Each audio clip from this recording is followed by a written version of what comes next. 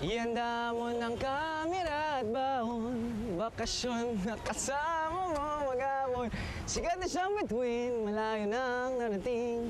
Ngayon mo lang malalaman na kapitbahay mo pala si Balikbayan.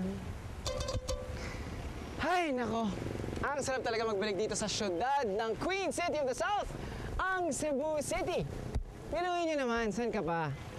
Bukod sa napakagandang mga tanawin na pwedeng puntahan, bukod sa mga pasalubong na pwede niyong bilhin, katulad na lang ng danggit, dried mangoes, or gitara, ang dami din magagandang Cebuana. Kaya alam mo, sa dinami-dami ng pagpunta ko dito sa Cebu, I'm sure kailangan makakahanap ako ng sikat eh. Kaya siguro magtanong tayo ng mga taga Cebu. Ayun! Bye! Bye! Bye! Bye! Bye! Bye! Bye! Bye! Matanong lang nga kasi taga Manila po ako, tapos gusto kong malaman kung ano ba ang sikat dito sa Cebu. Mani. Mani. Yes. Hindi kasi pag sinabi mong mani,